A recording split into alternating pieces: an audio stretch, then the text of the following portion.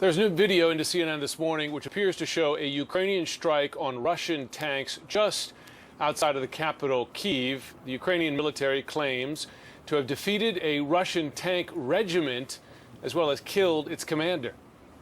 Ukrainian armed forces also sharing videos of the aftermath, which, as you can see, shows tanks on fire, destroyed there. Joining us now, retired U.S. Army Major General Paul Eaton, former commanding general of coalition military assistance training teams in Iraq. Good morning. It's good to have you back with us this morning. We'd like to start on that video, if we could. That long line of tanks that we see, which raises a couple of questions that Jim and I were talking about before the show. Not only whether this seems to be smart military planning or staging on the part of Russia, but it also illustrates where this is happening, and that is smack dab in the middle of a neighborhood, homes on either side. What is your take, General, on what we're seeing in that video? Well, I think we're seeing a structured ambush, and anytime you put tanks in an urban area, you've got to be surrounded with infantry, and dismounted infantry at best. And clearly, we had a tank commander taken by surprise by a well-orchestrated, well-executed ambush with anti-tank weapons. So that, coupled with anything that you can deliver from helicopters or close air support, would provide you the scenes that we've got right now. The U.S. estimates that Russian losses just 2 weeks in this war have been significant, up to 10% of its total force either destroyed or inoperable. And they've just greatly increased their estimate of Russian personnel losses. Earlier in this week, they were saying 2,000 to 4,000. Now they say perhaps 6,000. I mean, that's coming up to the combined total of U.S. deaths in Iraq and Afghanistan over 20 years, just in a couple of weeks here. What is your assessment of the performance of the Russian military here so far? Well, Jim, thank you.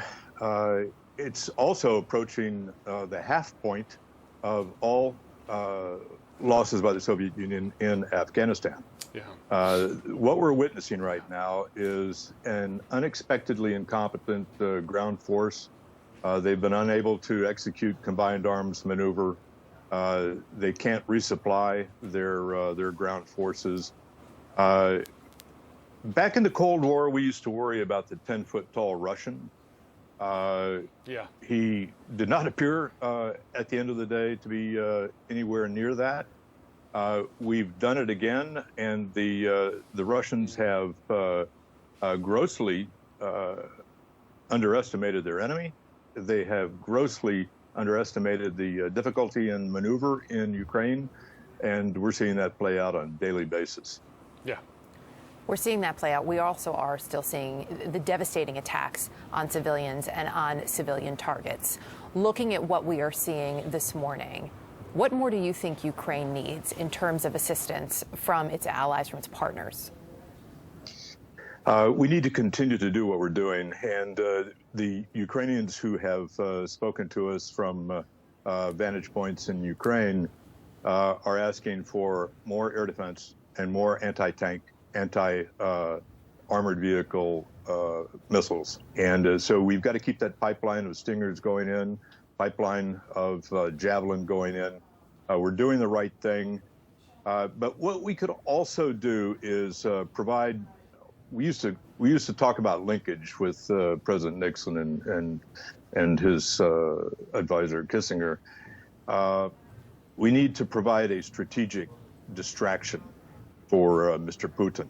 Now, the folks in J5 on the Joint Staff would be far better served than I to lay that out. But we do have some options available to us that would not involve direct engagement with militaries, Russian and U.S. or NATO, but something to get Putin to take his eye off the ball, if that's at all possible, right here.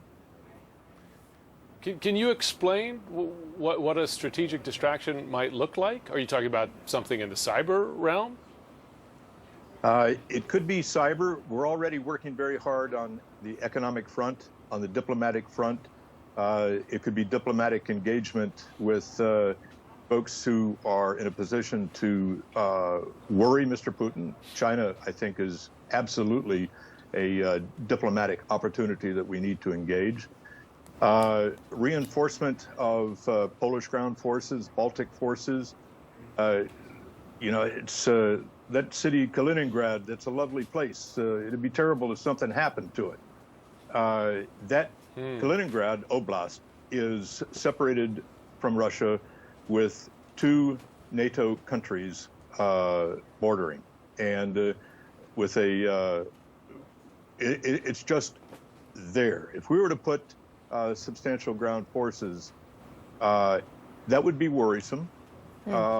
We wouldn't have to do anything but station a more robust ground military and air military presence in Poland and the Baltics. We started, we need to continue. Major General Paul Eaton, always appreciate your insight. Thank you for being with us this morning.